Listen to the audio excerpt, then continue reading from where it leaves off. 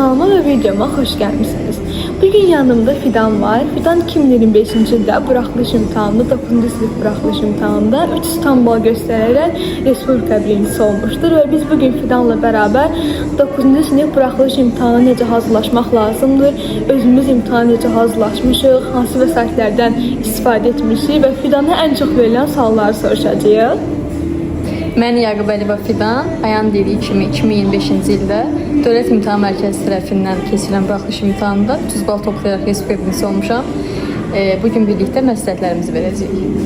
Videomuza ilk olarak belə başlayacaq ki, ilk olarak 3 fənn üzrə Azərbaycan, riyaziyyat və ingilis dilindən ayrı-ayrı imtahanlara necə hazırlaşmışıq, hansı vəsaitlərdən istifadə etmişik, gəlin onlar haqqında danışaq. Gəlin ilk olarak Azərbaycan dil fənnindən danışaq ki, Azərbaycan dilindən imtahana necə hazırlaşmışıq, Fidan imtahanı necə hazırlaşıb. O cümlədən mən də 9-cu sinif buraxılış imtahanından 282 bal toplamışam və bugün birgə fənlərə necə hazırlaşmışıq, onlar haqqında danışacağıq. Elə Azərbaycan dilindən başlayaq. Azərbaycanla necə hazırlaşmısan? Sözün düzü, mən Azərbaycan dilindən xüsusi qayda oxumamışam bu vaxta kimi. Ekstra bir qayda oxunması bir fən də deyil əslində. Əlbəttə ilk öncə təməl yaratmaq üçün ümumi bilikləri bilməliyik hər birimiz. İlk təhsil illərində, yəni ümumiyyətlə Azərbaycan dili bir fəndir ki, ibtidai sinifdən bəri uşaqlar başlayır oxumağa. Bu səbəbdən əvvəldən təməlləri yaxşı olur deyə çox da çətinlik çəkmirlər. Əsasən uşaqların ən çox problem çəkdiyi mətnlər olur. Bunun üçün də məsləhətim çoxlu mətn işləməkdir. Mənim də ən çox qorxduğum mətnlər olub. Çünki qaydanı bilirsən ki, qaydanı maksimum nə salacaqlar. Toplunu işləyəndən sonra bu müəyyən qədər kifayət edir. Amma mətni bilmirsən, nə mətn salacaqlar, suallar necə olacaq, xüsusilə də açıq suallar. Bu səbəbdən çoxlu mətn işləyərək məncə əsas mətn problemini aradan qaldırmaq lazımdır. Qrammatika isə vəsait olaraq toplu kifayətdir. Hal-hazırda zaten 9 illik ayrı toplular çıxıbdır və 9-cu siniflər üçün ən yaxşı vəsait odur. Bir də 9-cu sinif 20 sınaqlar mövcuddur. Onların da tərkibində tam sınaqlar var, həm qrammatikası, həm mətni. Mən ən çox onlardan istifadə etmişəm. Sırf toplu qrammatika üçün, mətn üçün də əlavə vəsaitlər də var, 9-cu sinif sınaq topluları. Mətn üçün onlardan da istifadə etmək olar. Amma toplunun mətnləri də əslində kifayət edər. Mən də Fidanla qatılıram. Bizdə necə idi hazırlıqda? Mən ümumiyyətlə 9-cu sinifdə hər hansı bir qayda vəsaitindən qayda oxumamışam. Düzdür, hədəfin qayda kitabını almışdım, amma hədəfin qayda kitabından heç bir şey oxumadım. Çünki bizdə müəllimə qaydanı keçdikcə mən həmin qaydaları özümə bir dəftər tutmuşdum və qaydaları orada qeyd edirdim. Hansı ki, xüsusilə istisnalar falan var ki, onları bilmək lazımdır. Qaydaları oraya yazırdım və hətta 11-ci sinifdə belə nə vaxt qayda lazım olsa açıb qayda dəftərindən oxumuşam. Baxmayaraq ki, 3-cü qrup olmuşam. Həmin qayda dəftəri həqiqətən də mənə kifayət edibdir. Düşünürəm ki, Azərbaycan dilindən qaydalar o qədər də çətin deyil. Əgər sizin Azərbaycan dilindən heç bir bazanız yoxdursa, anlayışınız yoxdursa, həmin zamanda sizə qayda kitabı lazım ola bilər ki, açıb oxuyasınız. Amma belə istisnalara falan baxmaq üçün düşünürəm ki, müəllimimiz dərsi keçən zaman özünüzə ayrıca bir qayda dəftəri tutub onu əl yazma şəklində yazsanız sizə daha faydalı olar. Çünki məncə insan öz əl yazmasını oxuyanda həm daha az yorucu olur, həm də ki 9-cu sinifsiz. Yəni hələ ki 9-cu sinifsiz, bu qayda kitabı sizə həm 9, həm 10, həm də 11-ci siniflərdə lazım ola bilər. Çünki özümdə elə olubdur.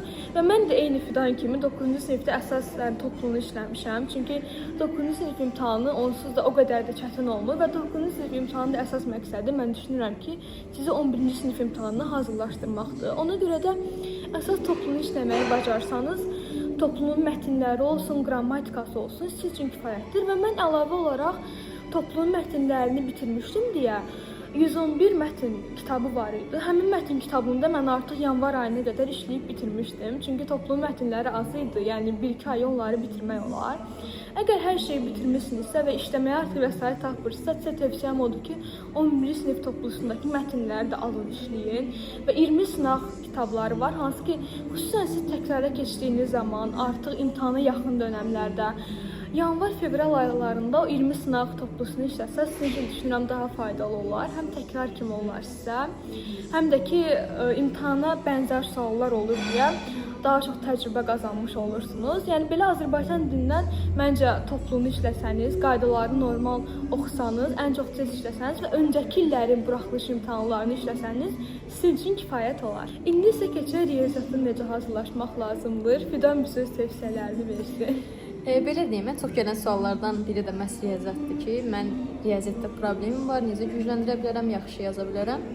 Belə deyim, riyaziyyat da həmçinin əsas baza fənlərdən biridir ki, biz ibtidai sinifdən bəri keçirik və təməli aşağı siniflərdən qururuq.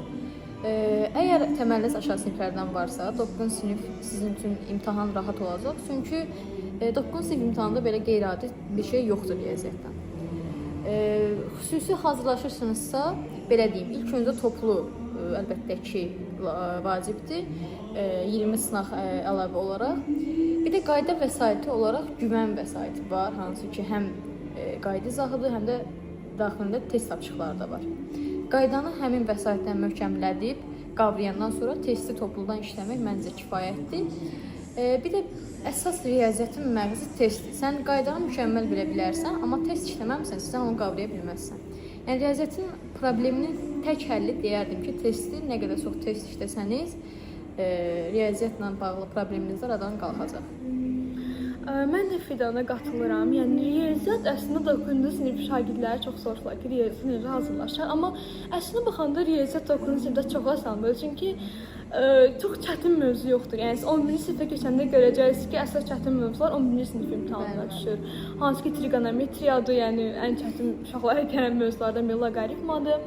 Amma 9-cu sinif, yəni əgər normal oxumusunuzsa 9-cu sinifə qədər, məktəb dərslərini normal oxumusunuzsa, inanın ki 9-cu sinifin riyaziyyatı abardılacaq qədər deyil. Çox asandır. Mövzular da asandır, maraqlı mövzulardır.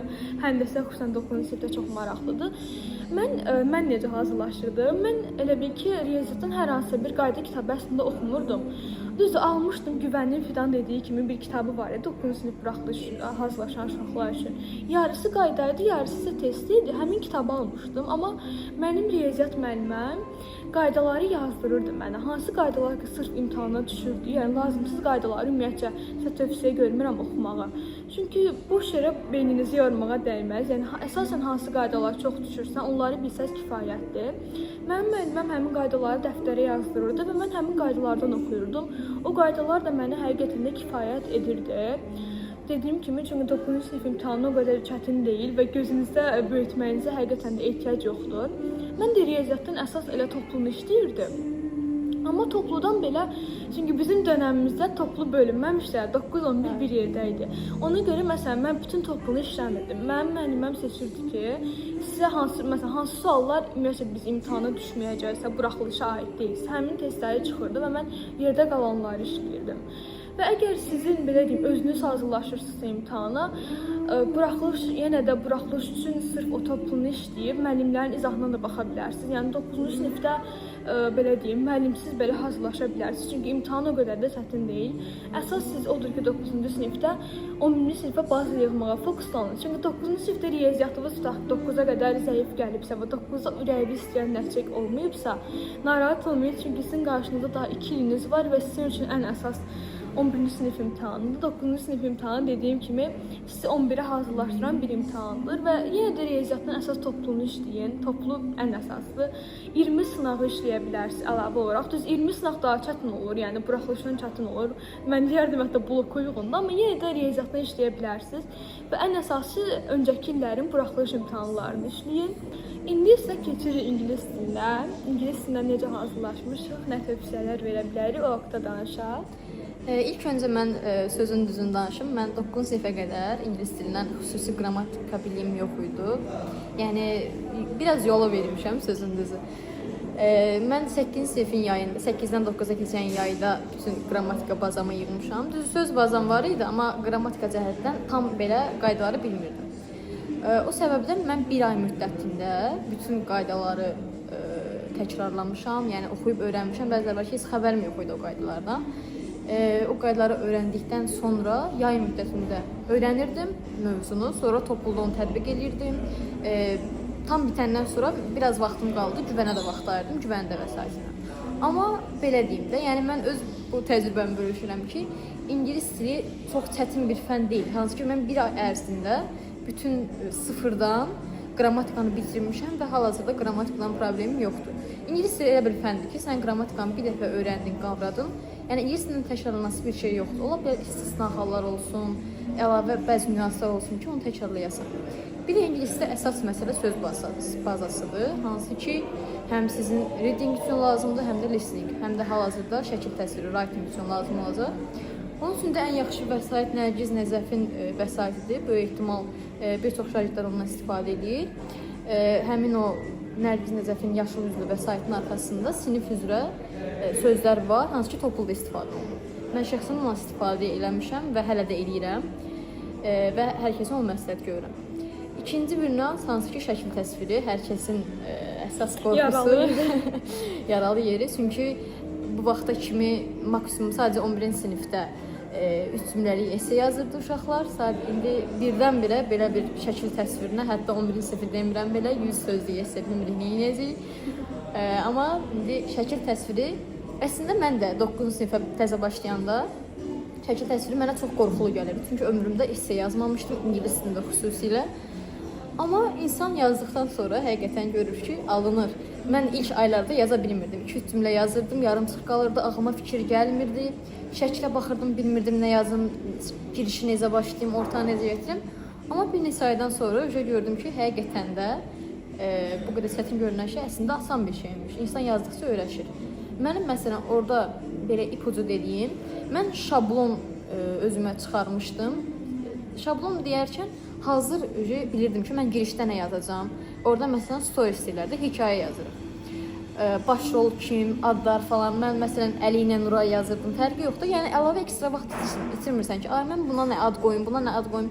Bilirəm ki, mən belə başlayacağam. Bugün dünən hava qarlı idi. Uşaqlar qardan adım düzəltmək istəyir və s. belə bu tip girişi nəticəni, axırını bilirsənsə, təxminə yazacaqsansa. Hər birinə uyğun bir şey qurursan və artıq əldən çıxmış olur da, dəhşətli bir şey də deyil. Və bəzilərinə görürəm ki, 35 söz tələb edirlər, yazırlar 70-80 söz, elə bilirlər ki, ekstra bal gələcək. Əksinə, siz orada maksimum 50 söz kifayətdir. Girişdə 1-2 cümlə, əsasda 1-2 cümlə, nəticədə də bir cümlə ilə ümumiləşdirsəniz kifayətdir. Yəni uzun yazmaq əksinə sizdə bal kəsilməsinə səbəb ola bilər. Bir də listeningdə əsas problem olur. Listeningdə tək çarəsi çoxlu dinləmə işləməkdir. Vəsait olaraq da Topuldan istifadə etsəniz, bəhs edir qrammatikadan. Başqa onsa vəsait bir də güvən var.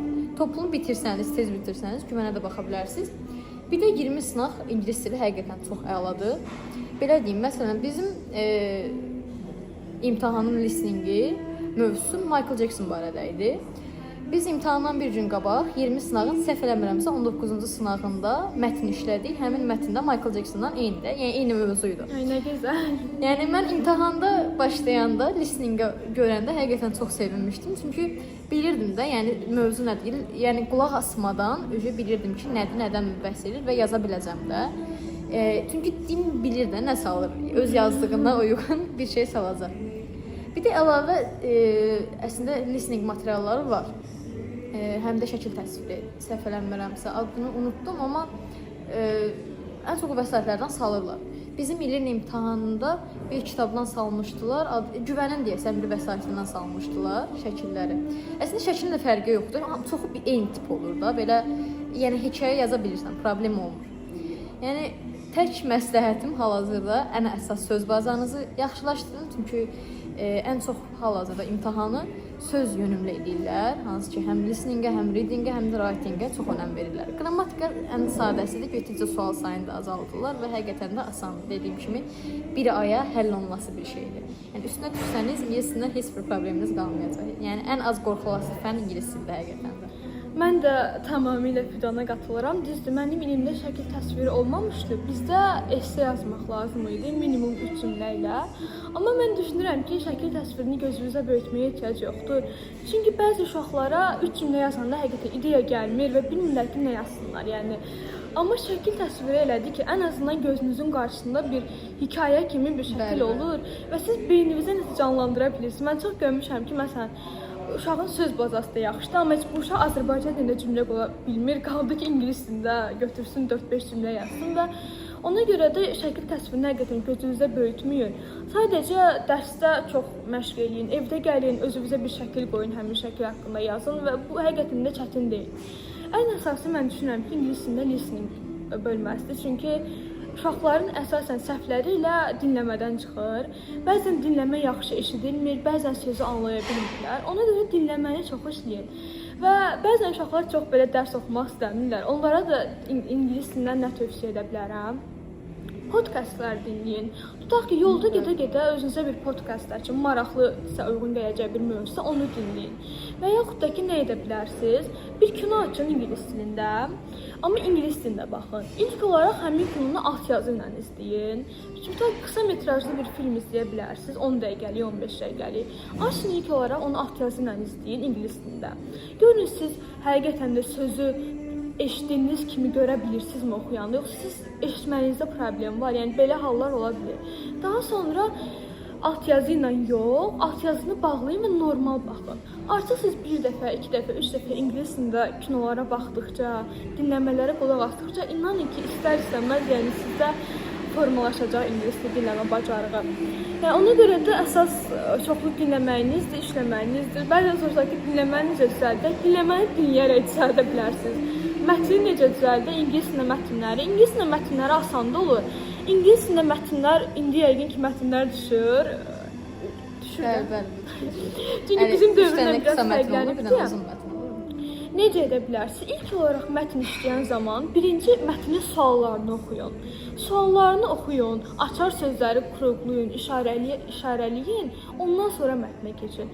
Məsələn, birinci sual bizdə olur ki, mətn nə haqqındadır? Onu oxuyun.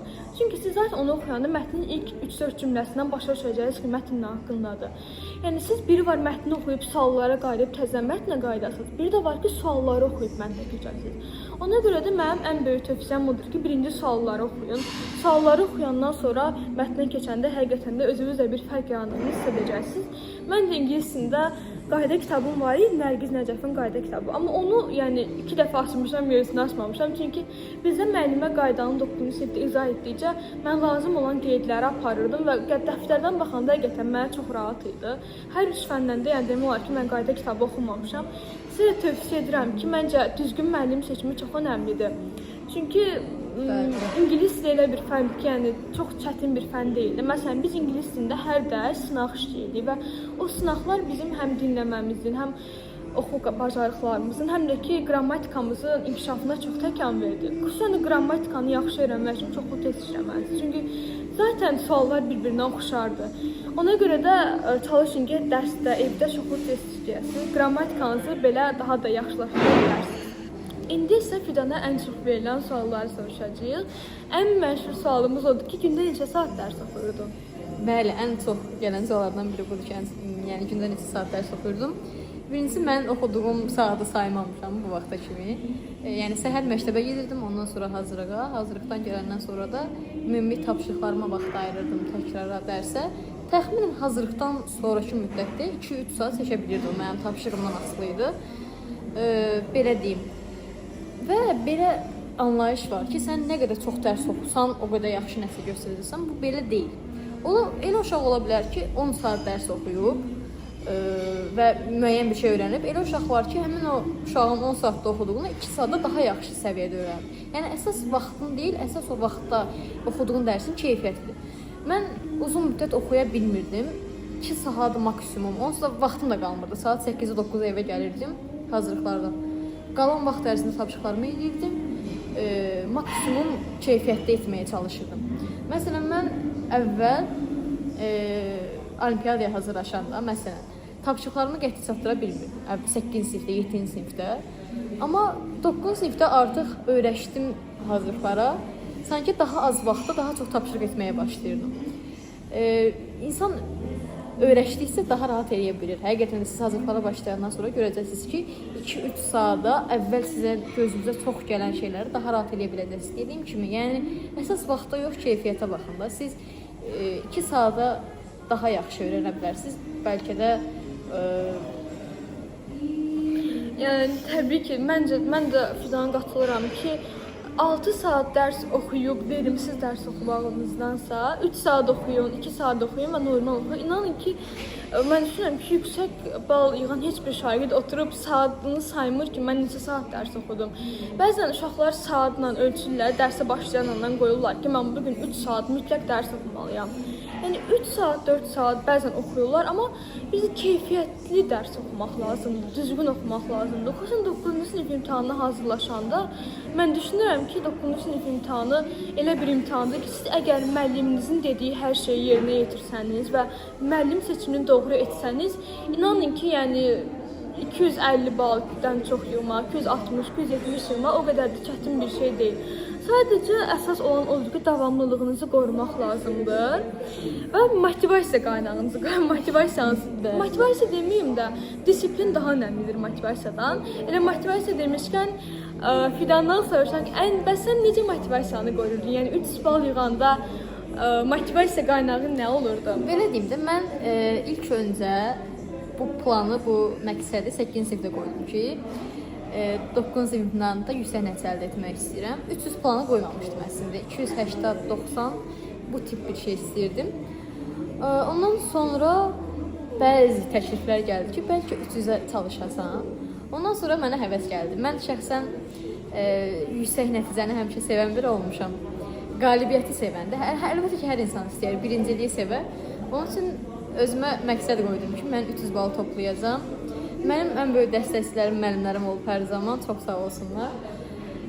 Belə deyim, əlbəttə ki, mənim də demotivasiya olduğum vaxtlar olub. İlk aylar həqiqətən çox həvəslə çalışırdım. Əlavə sınaqlar olsun, hazırlıqlardan əlavə tapşırıqlardan əlavə sınaqlar işləyirdim. Maksimum belə diqqətlə. Amma bir neçə aydan sonra insan o eyni monoton həyatdan sıxılır və həvəsdən düşür. Onda bəzi aylarda, fevral aylarında artıq mən çökmüşdüm həqiqətən, bezmişdim. Artıq heç hazırlıq tapşırıqlarını belə həvəssiz edirdim, zorla, başdan solda edirdim ki, bitsin. Amma artıq imtahana 1-2 ay qalmış, 1 ay qalmış. Mən martda təzədən oyandım ki, yox, mənim imtahanım var və mən yüksək nəticəni hədəfləmişəm. Ondan sonra təzədən başladım və həqiqətən də çox şükür ki, əziyyətimiz yerdə qalmadı. Və ən çox verilən digər sual da odur ki, sosial şəbəkələri istifadə edirdimmi, telefonum var idimi? Bəli, bu Azərbaycan xalqında bir mif gəzir ki, savadlı abituriyent telefondan istifadə edə bilməz, sosial şəbəkələrdə aktiv ola bilməz. Mən isə bunun tam əksinə qarşıyam. Mən də.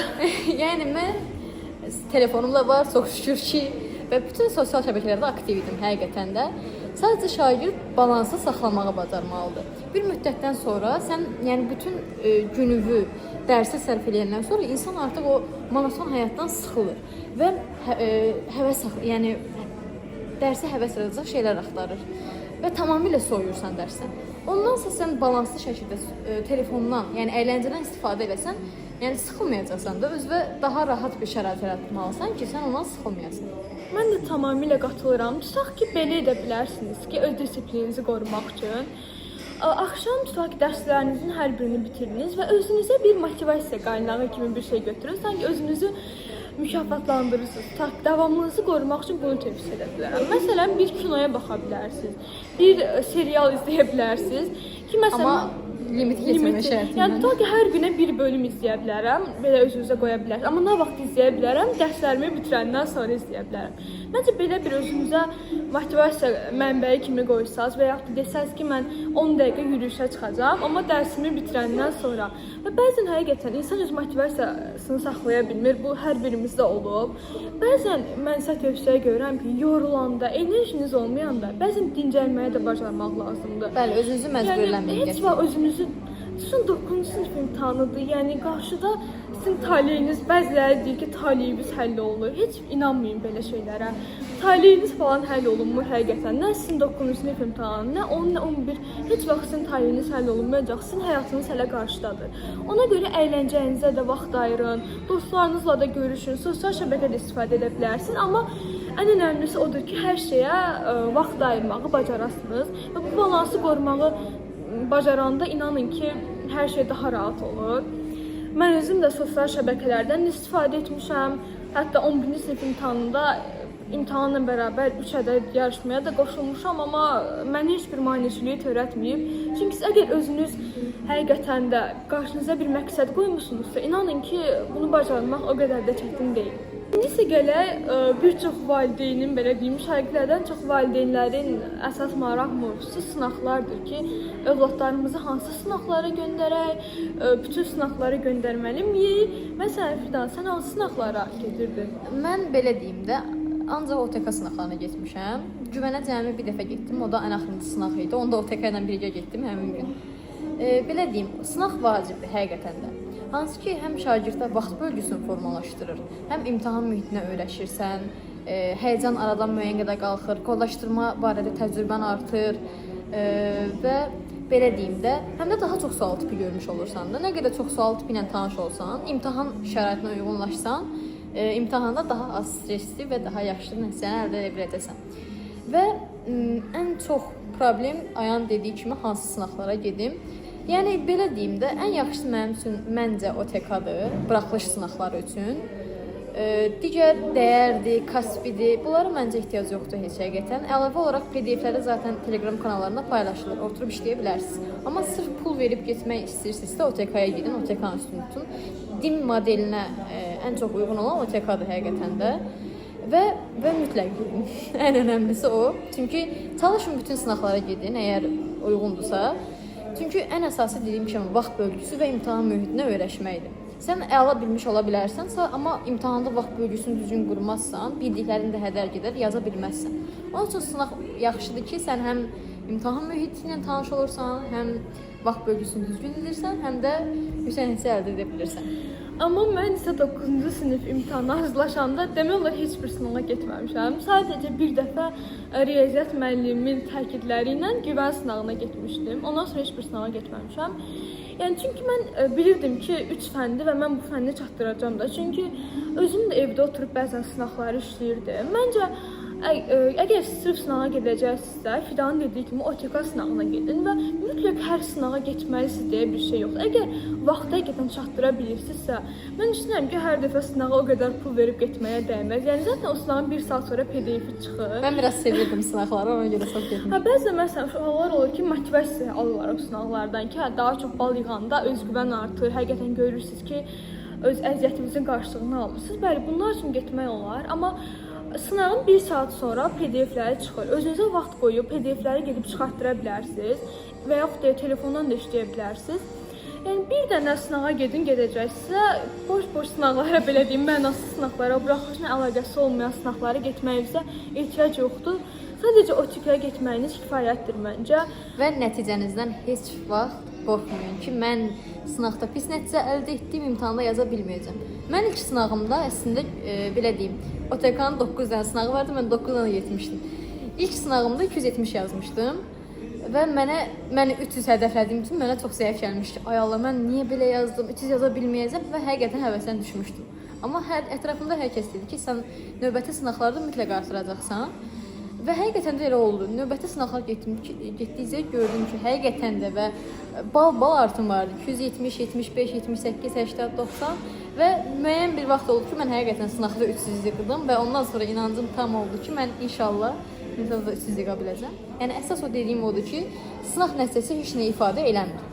Əslində 9 sinif imtahanının özü də belə, əgər kollecə vermirsinizsə, sizin həyatınızda heç bir rolu yoxdur. Sadəcə İnsan istəyir ilk imtahanınızdır, yaxşı nəticə əldə edəsiniz.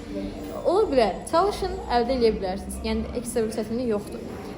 Yəni sınaqdakı nəticələr heç vaxt sizi demotivasiya eləməsin. Əksinə siz sınaq mühiti ilə, imtahan mühiti ilə tanış olursunuz deyə sevinin ki, imtahana daha da hazırlaşmış olursunuz. Və mənim isə tövsiyəm odur ki, özünüzü sınağa fokuslamayın ki, sınağa bu mövzular düşəcək. Yəni biz gedək oturaq ancaq bu mövzuları oxuyaq, sınağı yaxşı yazaq. Sınaq nəticəniz yəni heç bir təsiri yoxdur yəni sizə. Ona görə də oturun normal imtahana hazırlaşın. Yəni mən məsələn özümdən nümunə göstərim ki, əksərən getdiyim sınaqlarda buraxılışda getdiyim sınaqlarda 20-30 balamışa daha çox yazmışam. Yəni sınağa bu qədər fokuslanmağa ehtiyac yoxdur. Əgər sizin müəlliminiz sizə çox təkid edirsə, hər sınağa get, o bir dənə sınaq belə boş buraxma, həqiqətən ehtiyac yoxdur. Yalnızca OTK və yaxud da güvənə getsəz 9-cu sinif imtahanı üçün tam hazır həqiqətən də olacaqsınız. tam kifayət edir. Hətta bəzən uşaqlar olur ki, o qədər sınağa pul vermək istəmirlər və yaxud da valideynlər. O zaman da özünüz əgər belə deyim, özünüz deyirsinizsə, hə mən cavablara baxaram, işləyə bilmərəm, onda valideyniniz nəzarət edə bilər, saat qoya bilər ki, hə görək nə qədər müddətə işləyə biləcəksən. Belə sınaqlarda o qədər də məncə abardılacaq bir şey yoxdur. Və sizə motivasiyamın sonunda qətiyyən narahat olmayın. Dediyim kimi 9-cu sinif imtahanı sizin həyatınızda heç bir önəmli rola malik deyil. Sizin həyatınız elə qarşıdadır. Əsas özünüzü 9-cu sinifdə əgər aşağı yıxsanız belə, özünüzü 11-ci sinif imtahanına hazırlaşın. Çünki 9-cu sinif imtahanı çox böyük bir önəmi yoxdur. Sadəcə sizin 11-ci sinifə belə deyim, ilk addımlarınızdır sanki. Yəni ilk öncə onu deyim, bu il imtahan verəcək 9-lara uğurlar arzulayıram. İnşallah hər biriniz ürəyinizcə olan nəticəni əldə eləyəsiniz və əziyyətiniz yerdə qalmaz. 9-cu sinif imtahanı bu şagirdlərin ilk imtahanı olduğu üçün əlbəttə ki, həyəcanlısınız, anlayıram. Amma bu həyəcanı böyüdüb həyatınıza bir problem salmayın. Çünki həqiqətən də imtahana girdikdən sonra o aylar boyu çəkdiyiniz narahatlığın əslində heç bir mənası olmadığını anlayacaqsınız. Çünki həqiqətən də İmtahan asan düşür, yəni ekstra bir çətinliyi yoxdur. Ola bilər istisna qəliz suallar olsun. Yəni onu nəzərə alın ki, 9-cu sinif imtahanı elə salınır ki, ölkədəki bütün şagirdlər verir və ortalama şagirdlərin yazacağı səviyyədə olur ki, hər kəs yaza bilsin. Yəni burada ekstra böyüdüləsi bir şey yoxdur və həqiqətən də yaza biləcəksiniz, çünki rahat olacaq, narahat olmayın. Burada yəni narahat olması bir şey yoxdur. İnşallah ki, hər birinizə yaxşı olar, uğurlar arzulayıram. Buyurun, nəsə sözüm olsun. Mən də 9-cu sinif imtahanı verəcək hər bir şagirdə uğurlar arzulayıram. Yəni heç vaxt özünüzü başqasıyla müqayisə etməyin. Bəli, ən əsası olur. Ən əsas məsələlərdən biri, ən böyük rəqibiniz özünüz olsun və hər zaman dünənki özünüzdən daha yaxşı olmağa çalışın və sizin hər birinizə gözəl bir təhsil ilə arzulayıram. İnşallah hər biriniz ürəyinizcə bal toplaya bilərsiniz. Filana da videomuzda iştirak etdiyi üçün təşəkkür edirəm. İnşallah artıq gələn il bu vaxtlar 11-ci sinif buraxılış imtahanından 3 bal necə yığmaq olar, o haqda video çəkərik. İnşallah. Mənə də çox xoş oldu öz təcrübələrimi və tövsiyələrimi bölüşmək. Nəsə sualınız olsa, əlbəttə ki, rəylərdə yaza bilərsiniz. Fidanın da səhifəsini aşağıda qeyd edəcəm. O cümlədən başqa hansı mövzularda videolar gəlməyini istəyirsinizsə, yorumlara qeyd edə bilərsiniz və suallarınız olarsa da yorumlarda yazmağı unutmayın. Sağ olun, növbəti videolarda görüşənədək.